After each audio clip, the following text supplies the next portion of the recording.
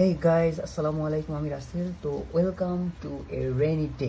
আজকে সকালে ঘুম থেকে উঠে জানলার দিকে তাকিয়ে দেখি যে বৃষ্টি হচ্ছে। তো কিছু করার নেই, আমি বৃষ্টি উপেক্ষা করে রেডি হয়ে অফিসের জন্য বেরিয়ে পড়লাম। বাসা থেকে বের হয়ে দেখি কোনো বাস নেই। তারপর আমি একটা রিক্সা নিলাম, রিক্সাটা নিয়ে আমি সোজা চলে গেলাম মিরপুর ১ কাঁচা বাজার। তারপর সেখান থেকে আমি কিছু দরকারি প্রোডাক্ট নিলাম এবং তারপর ওখান থেকে বের হয়ে আমি বাসে করে চলে গেলাম সোজা আমার অফিস বসুন্ধরায়। তারপর বসুন্ধরায় গিয়ে সেখানে আমার আজকে তেমন কাজের চাপ নেই। তো ওখান থেকে কাজটা কমপ্লিট করে মোহাম্মদপুরে কিছু কাজ ছিল, ওখানে চলে গেলাম।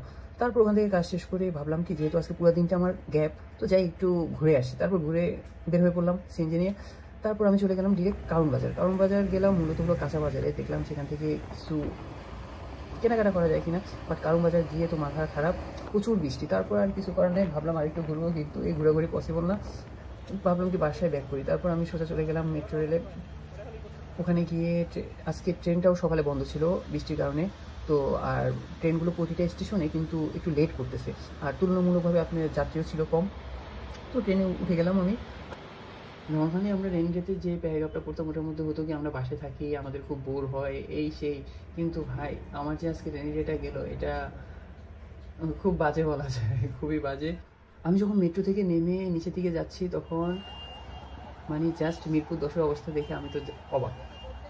মানে পুরা রাস্তা পানি দিয়ে ভরা এবং মিনিমাম ১ হাঁটু পানি। তারপর আমি পুরোবার ব্রিজটা ক্রস করলাম, তারপর বাসে করে ডিরেক্ট চলে আসলাম মিরপুর ১ আমার বাসায়। বাসার সামনে দেখি যে সেম অবস্থা, পুরো ১ হাঁটু পানি। আই হোপ ভিডিওটা আপনাদের ভালো লেগেছে। ভিডিওটাতে আহামরি কিছুই নেই, জাস্ট আজকে আমি একটা মানে পুরো দিন বৃষ্টির সাথে কাটালাম, তো জাস্ট শেয়ার করলাম আপনাদের সাথে, এতটুকুই, আর কিছু না। তো সবাই ভালো থাকবেন, আল্লাহ হাফেজ।